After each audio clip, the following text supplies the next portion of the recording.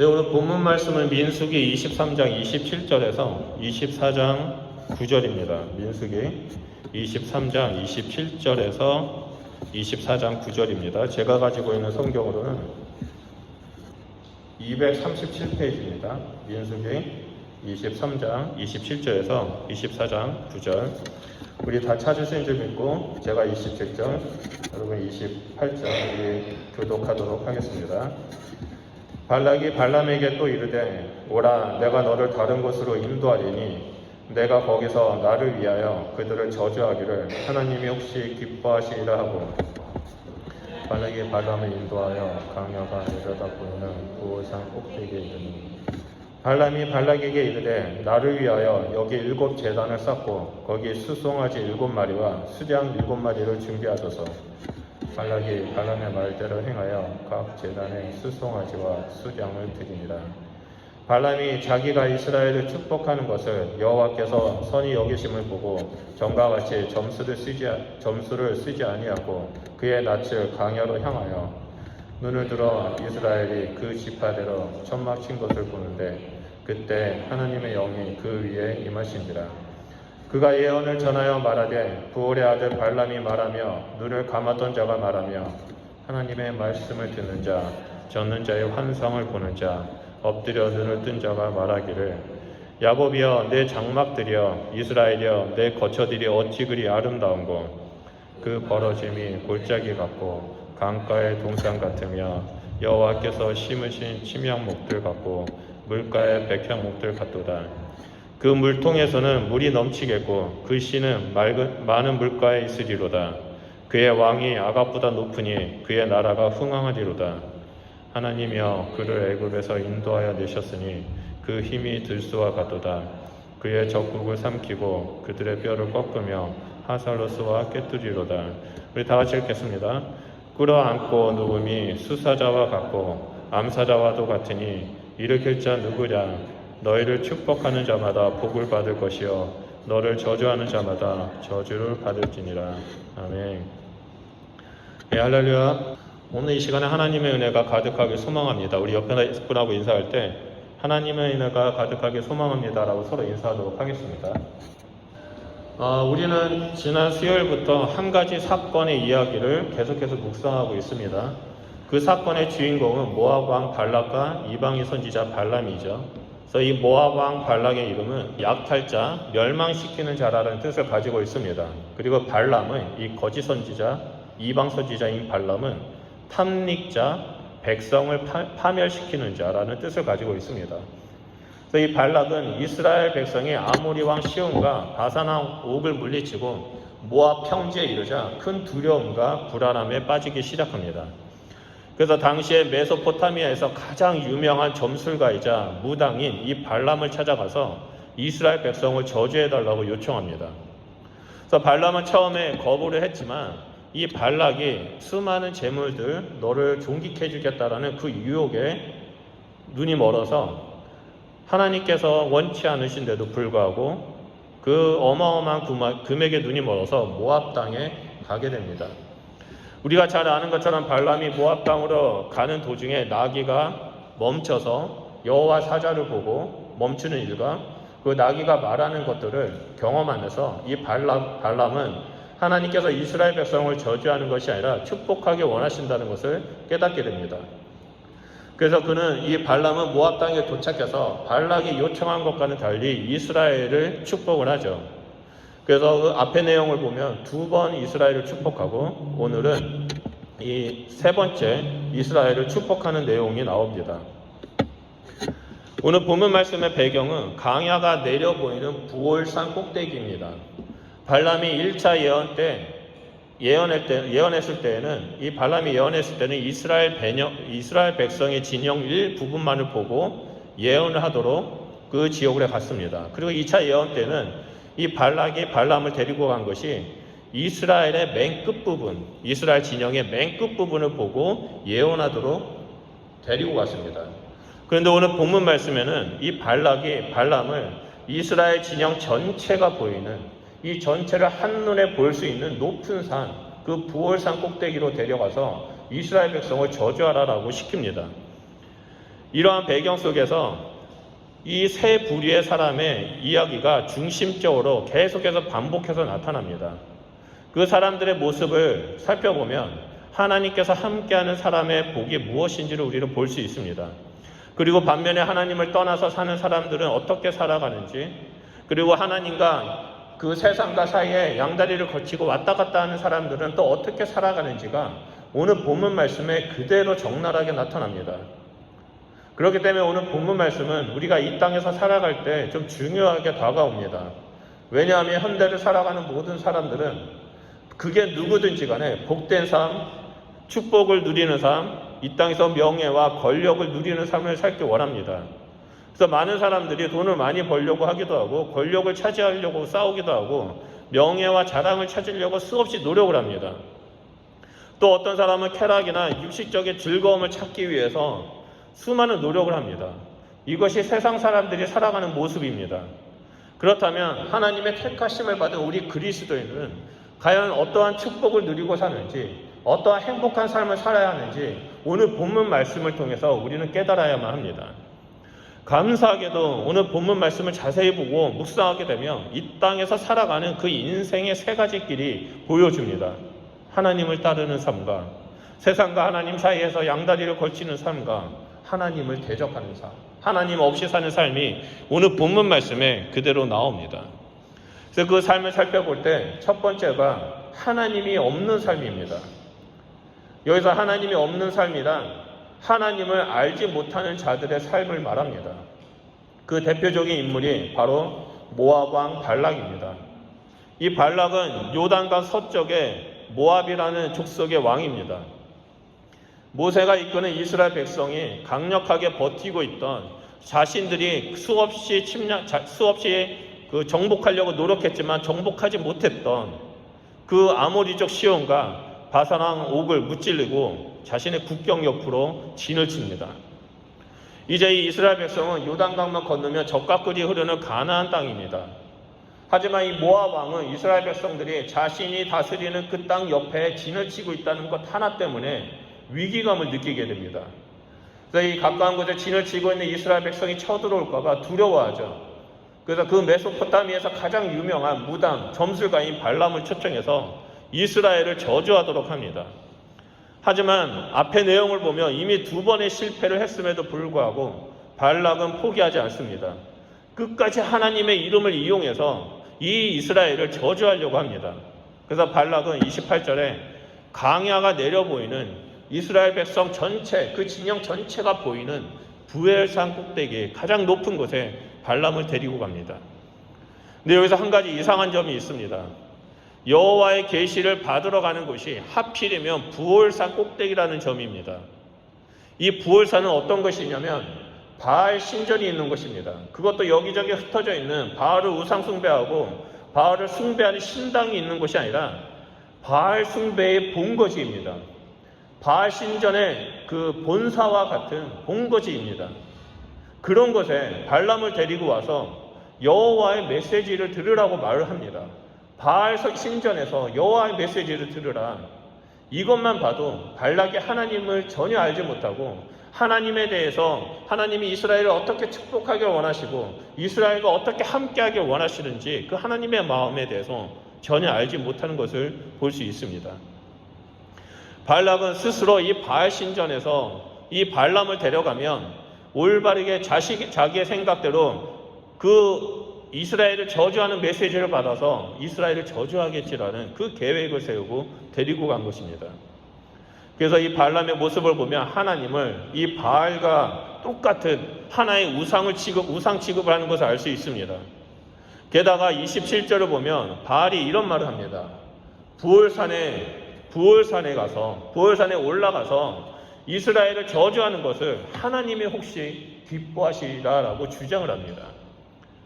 여기서 하나님이 혹시 기뻐하시리라라는 말에 히브리어 원문을 보면 하나님이 보시기에 적합하고 받으실 만하다라는 내용입니다.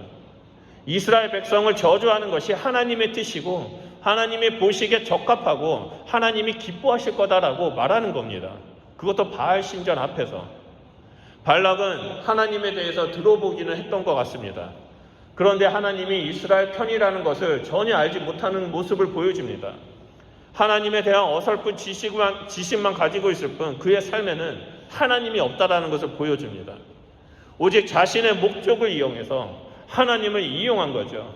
하나님은 하나의 우상 취급을 하면서 이용해서 이스라엘을 저주하려고 시도를 합니다. 오늘날 우리 주변에는요, 이 하나님 없는 삶, 하나님을 알지 못하는 자들이 너무나 많습니다. 하나님을 믿는 것에 대해서 예수 믿으십시오, 하나님의 창조자 하나님입니다라고 전도할 때 이렇게 말하는 사람이 있습니다. 다른 나라의 신화 속에 있는 그 신을 내가 왜 믿냐는 겁니다. 하나님은 이스라엘의 신화 속에 있는 신이지 다른 나라 신화 속에 있는 신을 내가 왜 믿냐고 반문하는 사람이 있습니다. 예수 그리스도에 대해서 전했을 때 예수 그리스도를 우리의 구원자 되시고 하나님의 아들입니다라고 전한다 할지라도 그 예수 그리스도가 이스라엘의 역사 속에 나타나는 그 예수 그리스도가 나랑 무슨 상관이 있냐라고 말합니다. 하나님을 믿느니 내 주목을 믿겠다. 하나님을 믿느니 우리 민족의 신화인 당구를 믿겠다라고 말하는 사람들이 종종 있습니다. 그런데 문제는 교회 내에서도 이 발락과 같은 모습을 가진 사람들이 있습니다. 이 사람들은요, 주일이 되면 정기적으로 교회에 나와서 예배를 드립니다. 근데 이 사람들의 특징을 보면 하나님을 알지 못합니다.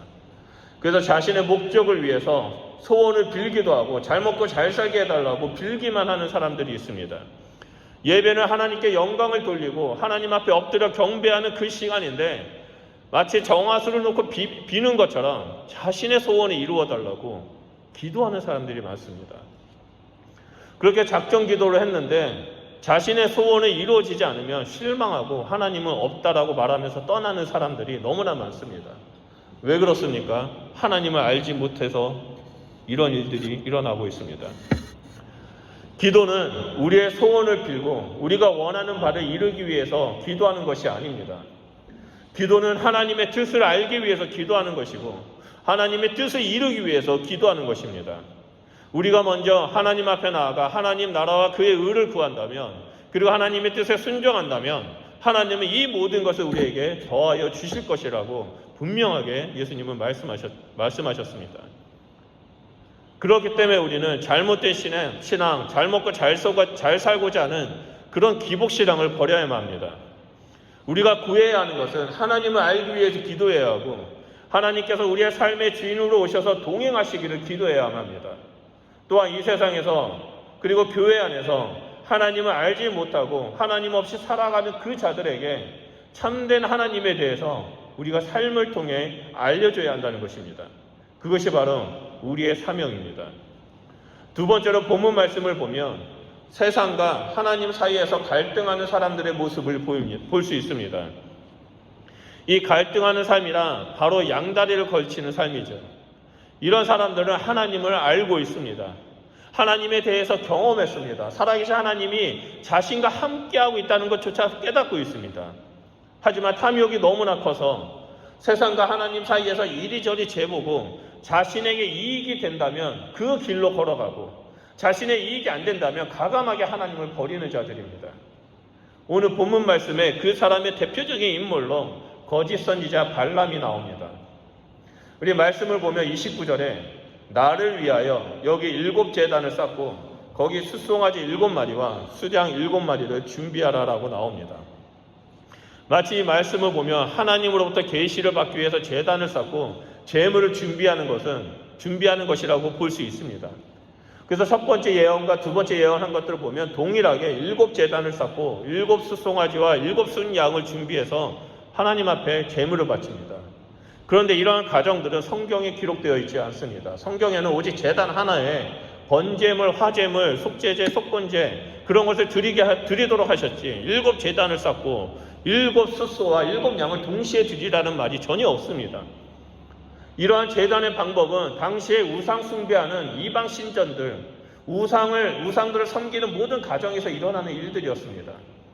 이 발람은 하나님을 만났고 여호와 사자를 만났고 하나님의 말씀을 들었음에도 불구하고 이방 신전에서 행해지고 있는 제사 그대로 가지고 와서 하나님 앞에 나아갑니다.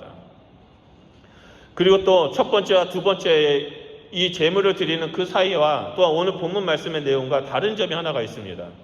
첫 번째와 두 번째는 이 발락과 고관들이 제물 곁에 서서 하나님께서 어떠한 말씀을 하시는지, 하나님께서 이스라엘을 어떻게 저주할 것인지 기대하면서 바라보지만, 오늘 본문 말씀에서 세 번째 예언을 준비할 때는 그런 장면이 안 나옵니다.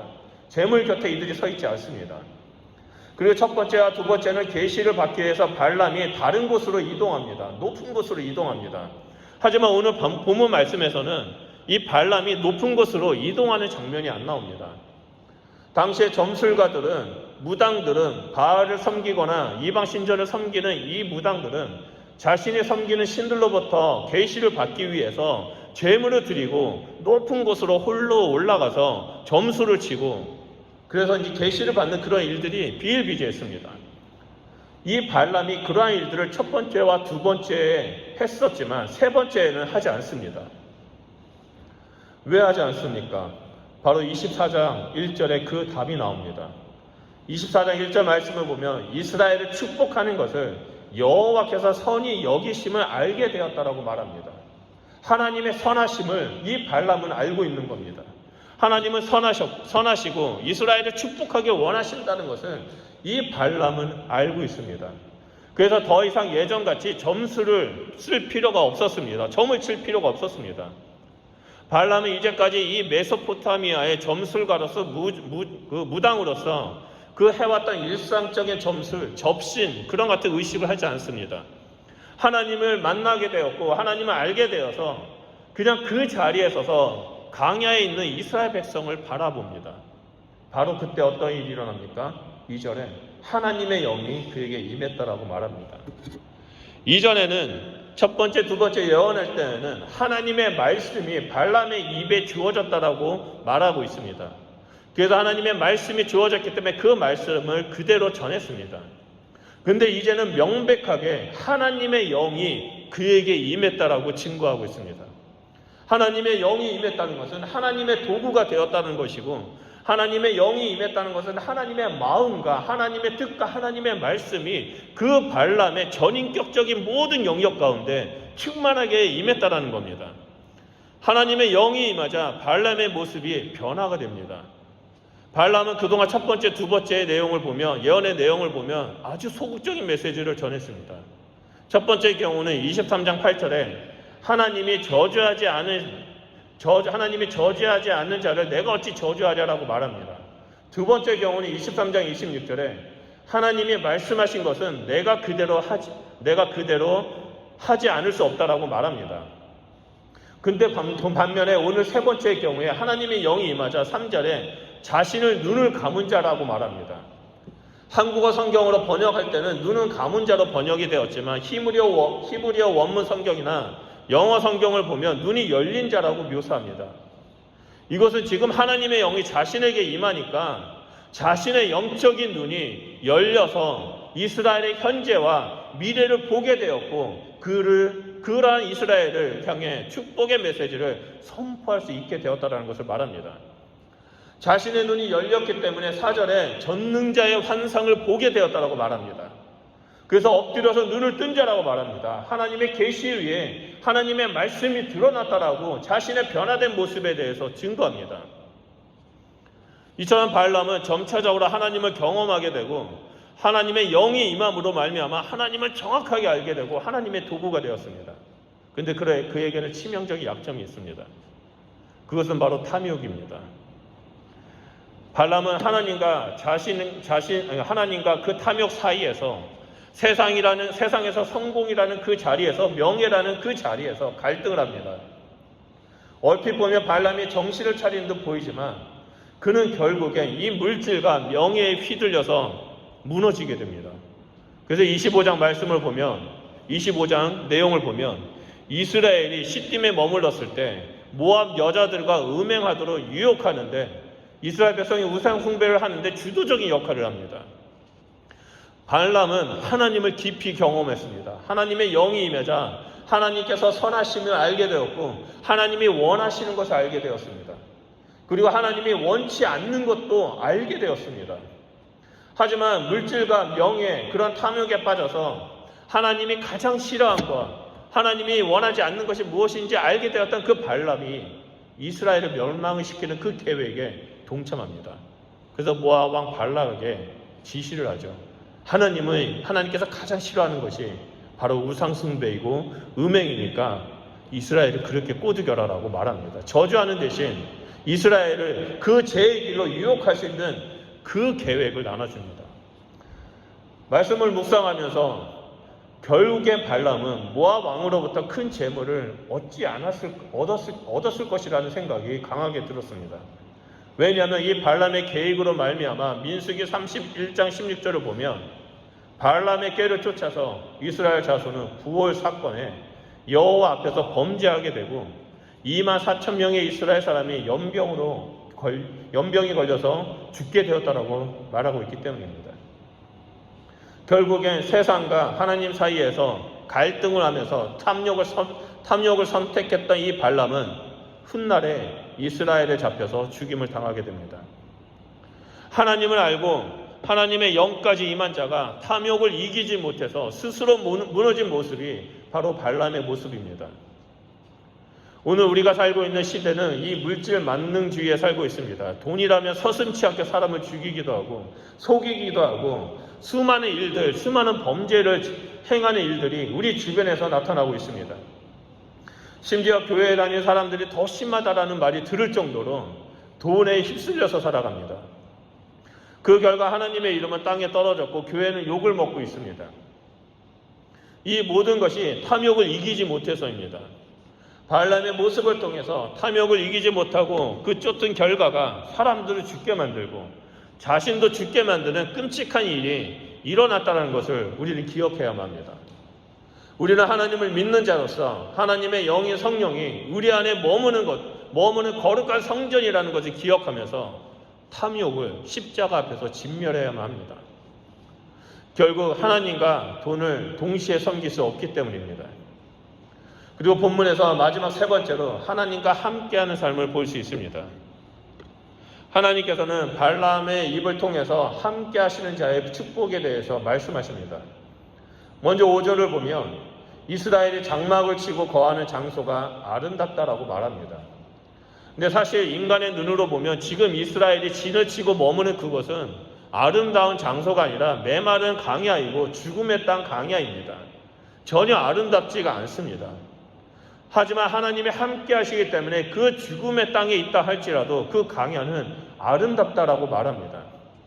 하나님께서 함께 하시는 곳이 얼마나 아름다운지가 6절에 묘사됩니다. 우리 다 같이 읽어보겠습니다. 6절 말씀 중요하니까 한번 읽어보겠습니다. 시작. 그 벌어짐이 골짜기 같고 강가의 동산 같으며 여호와께서 심으신 침향목들 같고 물가의 백향목 같도다. 아멘. 여러분 여기에 보면 침향목이라는 나무와 이 백향목이라는 나무가 나옵니다.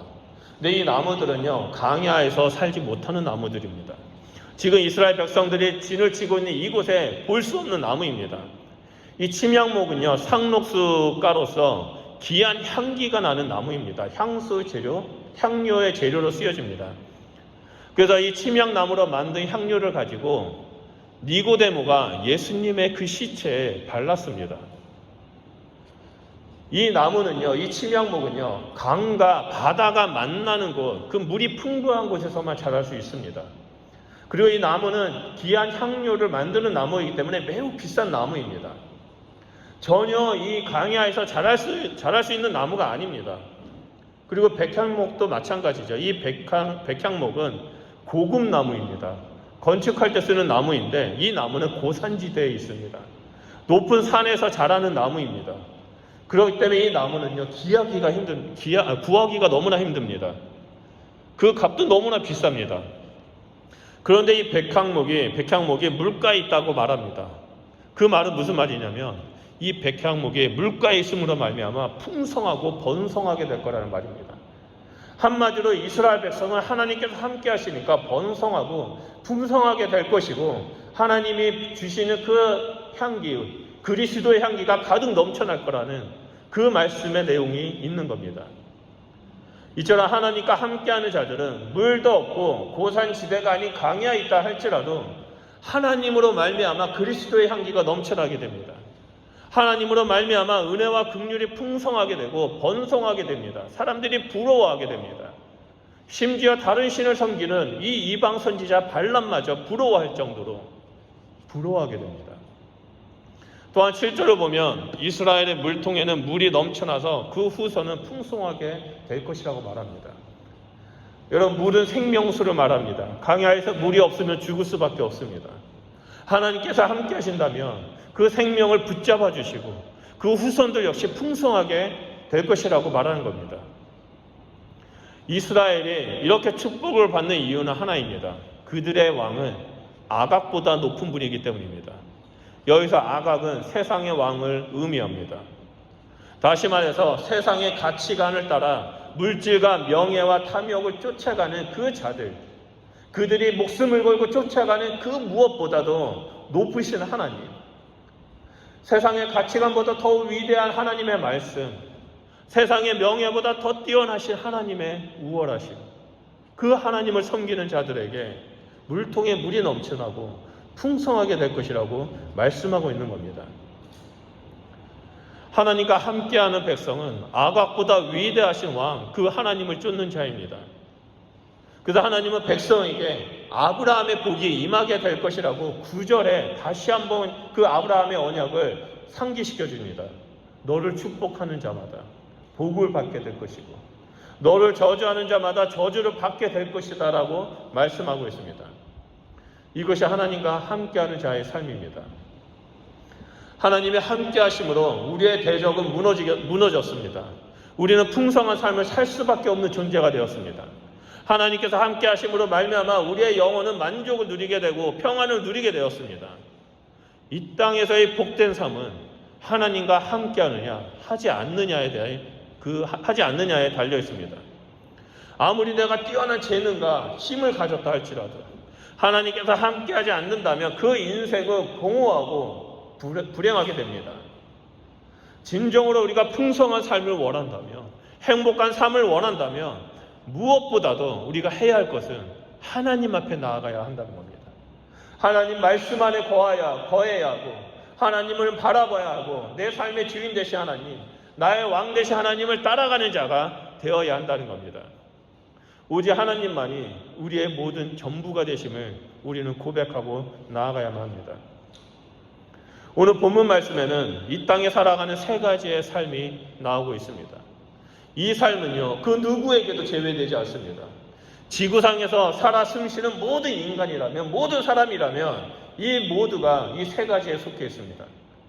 어떤 사람들은 하나님을 알지 못한 채 하나님 없이 살아가는 사람들이 있고, 또 다른 사람은 하나님을 알고 있음에도 불구하고 하나님으로부터 은혜를 입었고 구원받았음에도 불구하고 내가 원하는 삶, 돈과 명예와 탐욕 때문에 쾌락 때문에 결국은 하나님을 선택하지 아니하고 그 무너지는 인생의 길을 걸어가는 자가 있습니다. 그리고 또 다른 사람들은 지금이 메마른 강야에 있지만 하나님께서 함께 하심으로 말미암아 결국에 그 약속의 땅으로 들어가는 그 풍요와 평안이 보장된 그 축복의 삶으로 들어가는 하나님의 사람들이 있습니다. 오늘 함께 예배드리는 우리 성도님들은 이 세 가지의 삶 중에 어디에 속해 있습니까? 바라기는 우리 모두는 만왕의 왕 되신 하나님과 영원히 함께하는 삶을 살아가는 자가 되시길 축복합니다. 그래서 이 땅에서 축복의 통로로 서서 여러분들의 가정과 직장과 학교와 이 땅 가운데, 이 브리스번 가운데 하나님의 축복을 흘려보내는 주의 백성이 되시길 주님의 이름으로 축원드립니다. 우리 말씀을 기억하면서 우리 이 시간에 기도했으면 합니다. 우리는 하나님 없이는 살 수가 없습니다. 하나님만이 우리의 왕이시고 하나님만이 우리의 만족이 되십니다. 하나님이 우리의 삶을 주관하시고 우리를 실만한 물가로 인도하시고 심지어 이 메마른 땅 강야 아골 골짜기를 지나간다 할지라도 하나님은 우리를 보호하시고 그 풍성한 영원한 본향 가운데 약속의 땅으로 우리를 인도하기 원하십니다. 그런데 우리는 지금 과연 세상에서 어떠한 것을 쫓고 있습니까? 우리 시간 기도할 때 하나님, 내가 하나님만을 따릅니다. 만왕의 왕 되신 하나님만을 따릅니다. 영광의 왕 되신 하나님만을 따릅니다. 내 삶의 주권자 되신 예수님만을 따릅니다. 내 삶을 주관하여 주시옵소서. 그래서 내 삶이 침향목과 같은 자가 되게 하시고 내 삶이 백향목과 같은 자가 되게 해주십시오. 하나님의 풍성한 열매를 맺는 자가 되게 해주십시오.